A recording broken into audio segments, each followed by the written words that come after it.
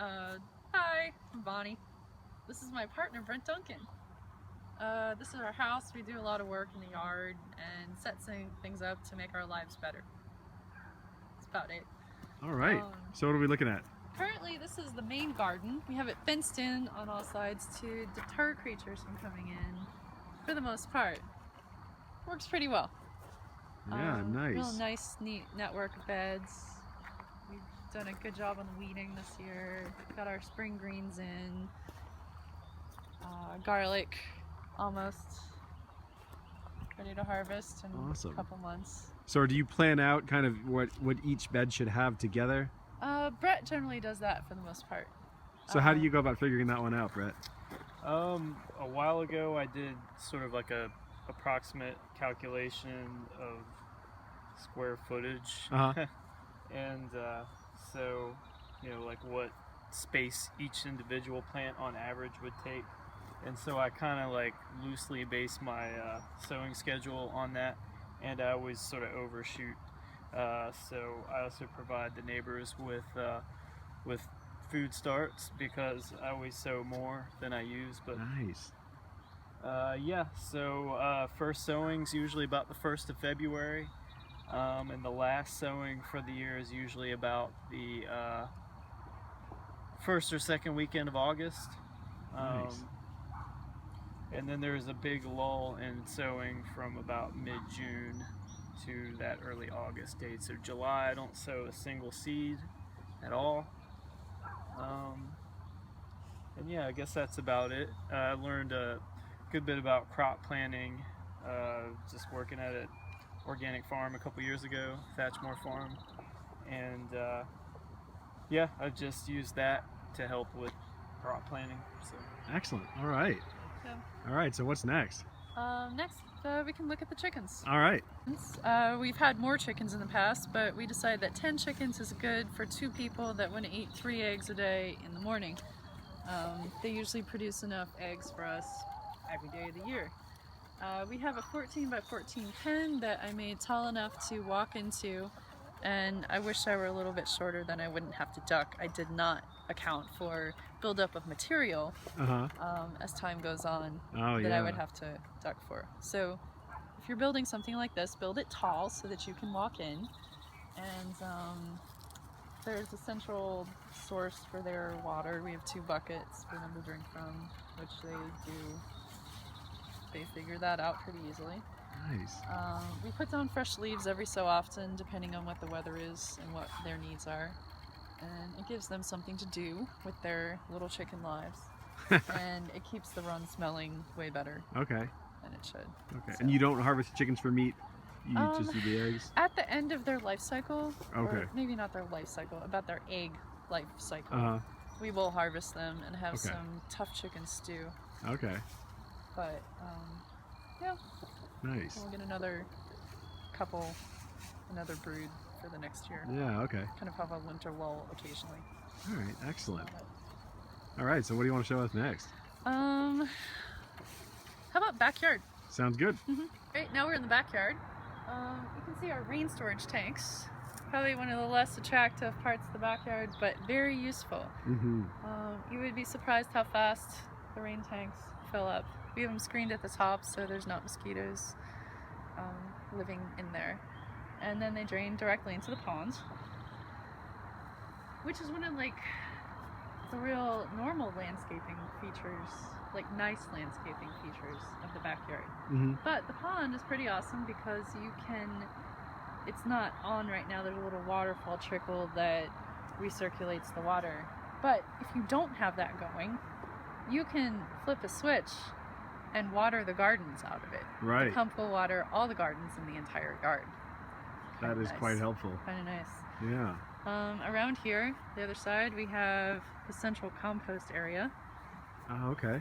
So we have 4 bins, and usually we can get through a bin, fill it up in about 9 months.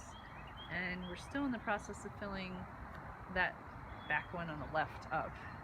And started that in October. We've been about 6 months there, and we'll be putting a whole lot more green material in it in the next probably 3 to 6 months. And then cap it off and let it sit. And this closest one to us is pretty much ready to harvest. There's a lot of undigested material around the edges, but the stuff in the center is well digested and well rested and ready to go in bins. Or, Oh, nice. Okay. garden areas. So Awesome. I think Brett is showing us a soil sample. Oh, yeah. Let's look at that. It's a little thick and gummy at the top. Yeah.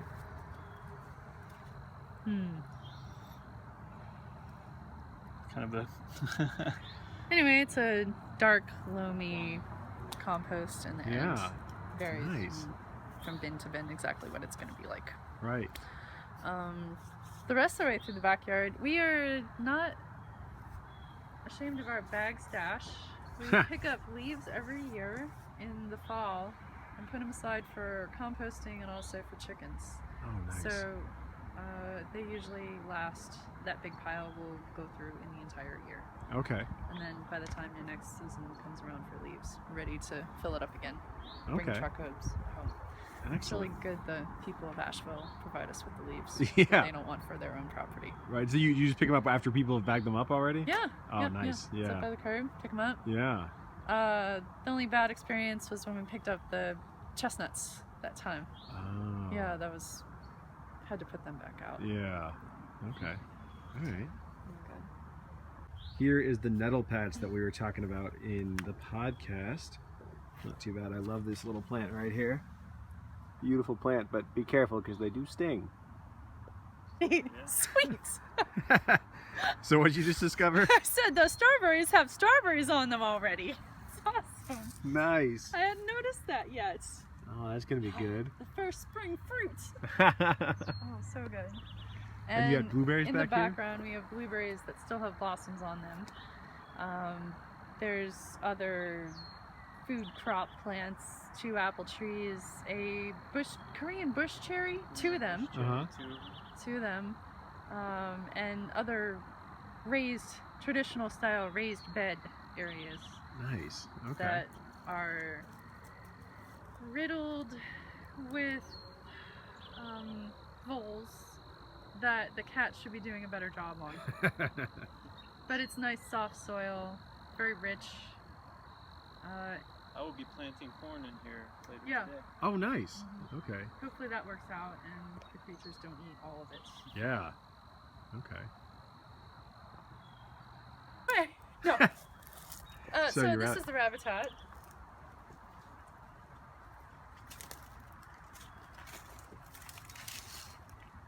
Oh, beautiful. Hey, guys. How you all doing?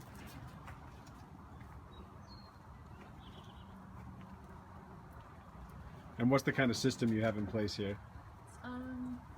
By system, I have 5 does and 1 buck, and I attempt to make sure that someone's having a litter every 3 weeks. That seems to be about right for their capabilities and our needs too.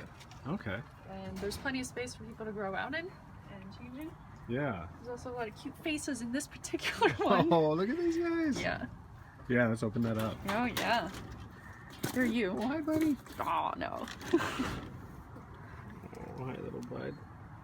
Aww. So if you ever have a bad day, you can come out and pet a bunny. Man, they're so great. They are so cute. I know, right? Here, we'll pet you in your spot you like.